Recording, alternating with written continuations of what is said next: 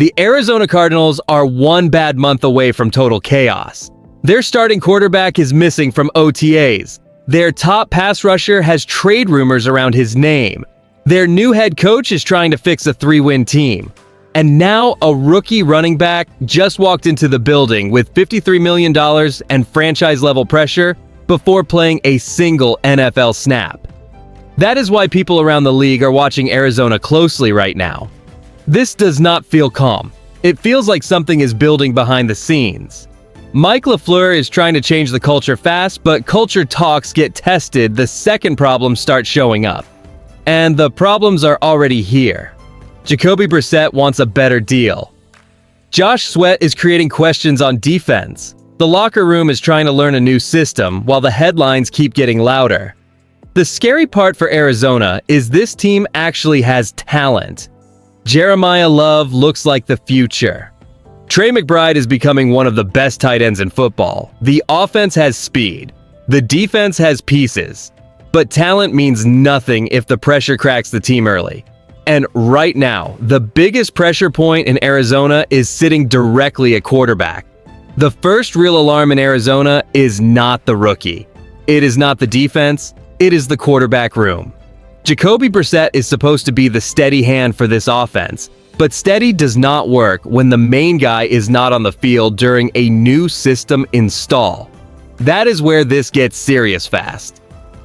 Brissett is not a young backup trying to earn a spot. He is a veteran who played real snaps, put up real numbers, and now wants his deal to match his role. The problem is Arizona added Gardner Minshew and drafted Carson Beck. So the team has other names in the room. That makes the message messy. Are they fully behind Brissett, or are they keeping the door open? This is the kind of issue that looks small in May but turns loud by camp. A new coach needs his quarterback locked in early. The offense needs timing, trust, and daily reps. If Brissett stays away too long, Mike LaFleur does not just have a contract problem. He has a leadership problem sitting at the most important position on the field. Mike LaFleur did not walk into an easy job. He took over a team coming off a rough season, with fans tired of excuses and players needing a clear voice. That is why his first few weeks matter so much. Before Arizona can talk about wins, the locker room has to believe the plan is real. The early signs are interesting because players are already noticing how he teaches. Kendrick Bourne knows him well from San Francisco, and even he sounded impressed by how fast and clear the offense looked in practice. That matters because a new coach cannot waste time. He has to make the system feel simple before the season starts moving too fast. But here's the hard part. Energy sounds great in May. It means nothing if the team starts losing again. LaFleur has to turn fresh talk into real football. He has to fix the offense, manage the quarterback tension, and get young players ready fast. And the biggest young player in this whole plan is already carrying more pressure than anyone else in Arizona. Jeremiah Love is walking into Arizona with a different kind of weight on his name. This is not a late-round player fighting for a few touches.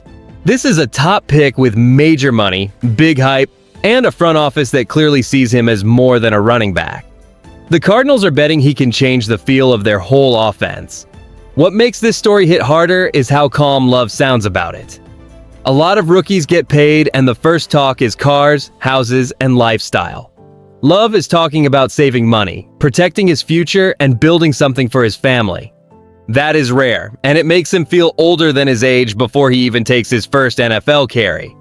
But the field does not care how mature a player sounds. The field only cares if he can carry the load. Arizona did not give Love this kind of trust so he could wait in the background. They need burst. They need big plays. They need someone who can pull eyes away from the quarterback mess. And once a rookie gets treated like the future, the rest of the room starts feeling it immediately. The moment Jeremiah Love entered the building, the running back room changed. James Conner still has his name, his power, and his respect.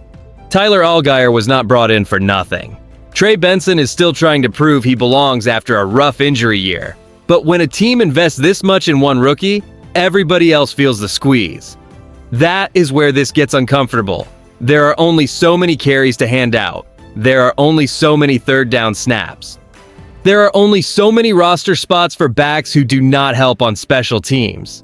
Benson is the name stuck in the toughest spot because he needs to show health, burst, and value fast. If he cannot separate himself, Arizona has a hard choice coming.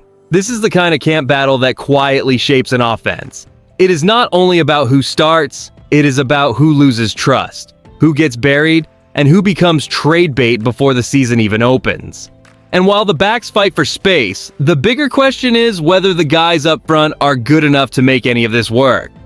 The Cardinals can talk about new weapons all they want, but none of it works if the line gets bullied. That is why Chase Bisontis matters right away. Arizona did not draft him in the second round to sit quietly. They brought him in because this offense needs a stronger, meaner front before anything around Jeremiah Love looks real. Now, Isaiah Adams is in a tough spot. He started games, he has experience, and he finished last season better than he began. But a new staff does not owe old players anything. When a rookie walks in with this much belief from the front office, every rep becomes a message. Either Adams fights back, or Bisontis takes that job fast. This battle is bigger than one guard spot. It decides how physical Arizona wants to be. It decides whether the run game has room to breathe. It decides whether the quarterback gets clean pockets or early panic.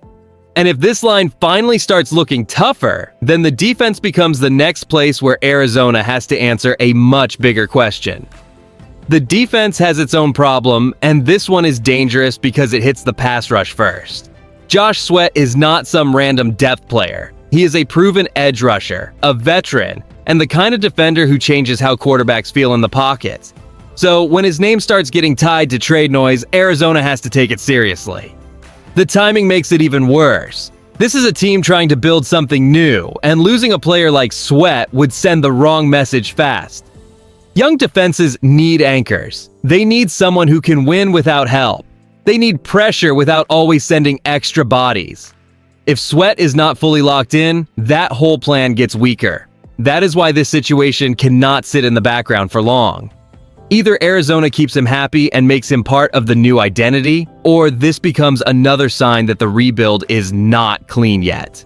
And once questions start on both sides of the ball, the whole season comes down to one thing. How fast can the Cardinals stop the noise before it turns into damage? The Cardinals are not sitting in a normal rebuild anymore. They have too many moving parts for that. A new coach, a crowded offense, contract tension, a young star getting pushed forward, and a defense with pressure on its biggest names. One right move can make this team feel alive again. One wrong move can drag the whole season into the same old mess. That is what makes Arizona so interesting right now. Nobody knows if this is the start of something real or just another false start. The pieces are there, but the trust is not proven yet. The locker room has to buy in. The coaches have to be sharp. The veterans have to stay connected. And the young players have to grow faster than usual. So the Cardinals are not just fighting the NFC West. They are fighting their own timeline. If they get control early, this team can surprise people. If they let the noise keep growing, this season can turn ugly before it ever gets going. And that is why Arizona might be one of the most dangerous teams to watch. Not because everything is fixed, but because everything feels ready to explode. Don't forget to subscribe to Red Zone Report for more powerful NFL stories.